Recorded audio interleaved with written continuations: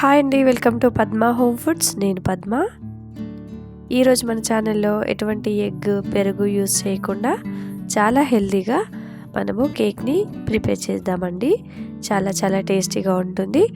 Orange జ్యూస్తో మనం ఈ విధంగా కేక్ని ప్రిపేర్ చేసినట్లయితే కేక్ చాలా స్పాంజీగా మాయిస్టీగా వస్తుంది.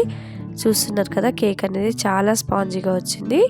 ఇందుకోసం ఒక 2 ఆరెంజెస్ని తీసుకొని ఈ ఆరెంజ్ పీల్ నుంచి మనం జస్ట్ ఒక 1 స్పూన్ వరకు తీసి పక్కన పెట్టుకోవాలి. అలాగే 1/2 కప్పు ఆరెంజ్ జ్యూస్ని కూడా తీసుకోవాలి. ఇప్పుడు ఒక మిక్సింగ్ బౌల్ తీసుకొని అందులోకి 1/2 కప్పు ఆరెంజ్ జ్యూస్ని వేసుకోండి.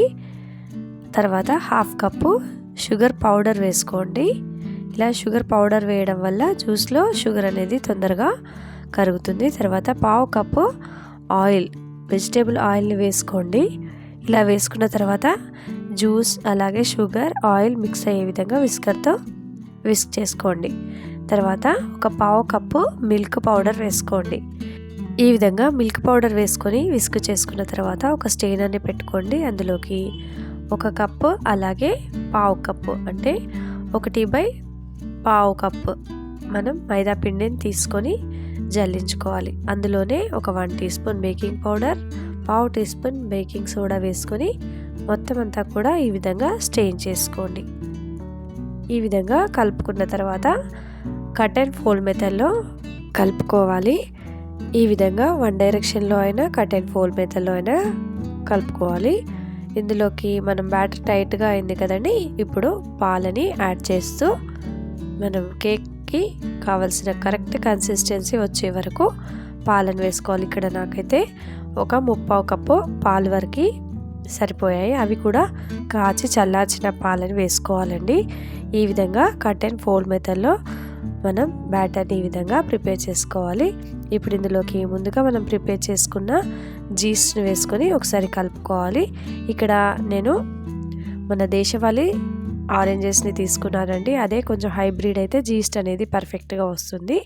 తర్వాత కేక్ టిన్కి ఇలా ఆయిల్ గ్రీస్ చేసి పిండి వేసుకొని మొత్తం డస్ట్ చేసుకోండి. ఈ విధంగా డస్ట్ చేసుకున్న ఈ కేక్ టిన్లోకి మనం ముందుగా రెడీ చేసుకున్న కేక్ బ్యాటర్ని వేసుకోవాలి. ఈ విధంగా కేక్ బ్యాటర్ని అంతా కూడా వేసుకున్న తర్వాత 1-2 సార్లు ట్యాప్ చేసుకోండి. ఈ విధంగా ట్యాప్ చేసుకోవడం వల్ల ఏమైనా లమ్స్ బబుల్స్ లాగా ఉంటే పోతాయన్నమాట. తర్వాత స్టవ్ ఆన్ చేసుకొని ఇక్కడ ఒక మందపాటి గిన్నెను పెట్టుకొని అందులోకి స్టాండ్ పెట్టుకొని మూత పెట్టుకొని 5 మినిట్స్ ప్రీ హీట్ చేసుకోవాలి. ఇక్కడ నేను ఆల్రెడీ ప్రీ హీట్ చేశానండి. ఇప్పుడు ఇందులోకి నేను కేక్ టిన్ని పెట్టేసి మూత పెట్టుకొని 40 to 45 మినిట్స్లో మనము కేక్ని బేక్ చేసుకోవాల్సి ఉంటుంది. అది కూడా మీడియం టు లో ఫ్లేమ్. తర్వాత ఒక 35 మినిట్స్ తర్వాత టోటల్గా లో ఫ్లేమ్ పెట్టేసి మనం బేక్ చేసుకోవాలి. ఇక్కడ నేను 40 మినిట్స్ తర్వాత చెక్ చేస్తున్నానండి. కేక్ అనేది మనకు పర్ఫెక్ట్గా బేక్ అయిపోయింది. ఈ విధంగా చెక్ చేసుకొని కేక్ టిన్ని బయటికి తీసేసి కొంచెం చల్లారిన తర్వాత ఎడ్జెస్ అంతా కూడా నైఫ్తో ఈ విధంగా ఒకసారి కదిలించుకోండి. ఇలా చేయడం వల్ల కేక్ అనేది మనకు ఈజీగా వచ్చేస్తుంది. ఇప్పుడు ఒక ప్లేట్ని బోర్లించి కేక్ టిన్ని రివర్స్ చేసి ట్యాప్ చేసామంటే కేక్ అనేది పర్ఫెక్ట్గా వచ్చేస్తుందండి. చూడండి, కేక్ అనేది పర్ఫెక్ట్గా బేక్ అయిపోయింది. మనం కింద బటర్ పేపర్ వేసామంటే ఇంత డార్క్ కలర్లో రాదండి. ఇక్కడ బటర్ పేపర్ లేనందువల్ల నేను ఈ విధంగా డస్ట్ చేసుకున్నాను. చూడండి, కేక్ అనేది చాలా స్పాంజీగా చాలా మాయిస్ట్గా వచ్చింది. మీకు కట్ చేసి కూడా చూపిస్తున్నాను. నేను చెప్పిన ఈ కొలతలతో మీరు కూడా ఒకసారి ట్రై చేయండి.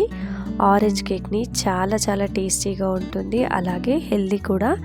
పిల్లలకి ఈవినింగ్ టైంలో కానీ లేదంటే స్నాక్స్ లాగా పెట్టినట్లయితే పిల్లలు చాలా ఇష్టంగా తింటారండి. బయట నుంచి కొనే పని లేకుండా అప్పుడప్పుడు పిల్లలు అడిగితే ఇలా కేక్ చేసి పెట్టండి. ఆరెంజ్ కేక్ చాలా చాలా టేస్టీగా ఉంటుంది. చాలా స్పాంజీగా మాయిస్టీగా వస్తుంది. ఈ రెసిపీ మీకు నచ్చినట్లయితే తప్పకుండా లైక్ చేయండి, షేర్ చేయండి. నా ఛానల్ని సబ్స్క్రైబ్ చేసుకొని పక్కనే ఉన్న బెల్ ఐకాన్ని యాక్టివేట్లో పెట్టుకోండి. Thanks for watching.